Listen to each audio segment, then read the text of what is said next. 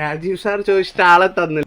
അങ്ങനെ ആ ദിവസം വന്നെത്തിയിരിക്കുകയാണ് ഗായ്സ് ഞങ്ങളുടെ ഓഫീസിലെ സ്റ്റോക്ക് ചെക്കിംഗ് ഡേ. ഇതിനു വേണ്ടിയാണ് ഈ കാർട്ടണൊക്കെ എടുത്ത് പുറത്തിട്ടിട്ട് ഈ വെയിലും ചൂടും കൊണ്ട് നിൽക്കുന്നത്. പറയാതിരിക്കാൻ ഒട്ടുക്കാത്ത വെയിലായിരുന്നു. ഗോഡൗണിൻ്റെ അവസ്ഥ ഇതാണ്, ആകെ മിസ്സായി കിടക്കുക. ഞങ്ങൾക്ക് ഇതൊന്ന് റീഅറേഞ്ചും ചെയ്യണം, ഫിസിക്കൽ സ്റ്റോക്ക് കൊടുക്കണം. അതിനുവേണ്ടി എല്ലാവരും കൂടി ഒരുമിച്ചാണ് ഇറങ്ങി തിരിച്ചിരിക്കുന്നത്. ആരും മാറി നിന്നിട്ടില്ല, എല്ലാവരും ഉണ്ട് ഇവിടെ.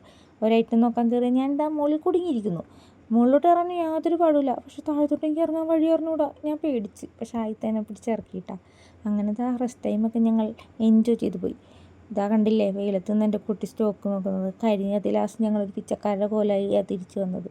നമ്മൾ എന്ത് ജോലി ചെയ്യുമ്പോഴും കഷ്ടപ്പെട്ടല്ല ഇഷ്ടപ്പെട്ടാൽ ചെയ്യേണ്ടത്. അതുകൊണ്ട് ഞങ്ങളെല്ലാം എൻജോയ് ചെയ്ത് തന്നെ ചെയ്ത് നല്ല രസമായിട്ട് തന്നെ എല്ലാം മുന്നോട്ട്.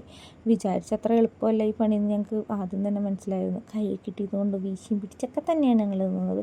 ഈ പുറത്തിറക്കി വെച്ചേക്കുന്ന ബോക്സൊക്കെ തിരിച്ചകത്ത് കയറ്റാനുള്ളത്, അതെങ്ങനെ കേട്ടുമെന്നായിരുന്നു ഞങ്ങളുടെ പേടി. പക്ഷേ ഒന്നും പേടിക്കേണ്ടി വന്നില്ല. ഞങ്ങളെല്ലാം അകത്തേറ്റി ആയിരിക്കുന്ന കാർട്ടൻസും ഞങ്ങൾ ഇന്ന് ക്ലിയർ ചെയ്ത്.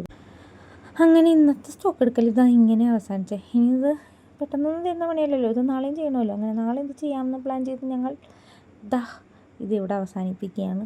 അങ്ങനെ ഞങ്ങളിതാ ഇറങ്ങാൻ വേണ്ടി റെഡി ആയിക്കൊണ്ടിരിക്കുന്നു. അങ്ങനെ ഇത് കഴിഞ്ഞു.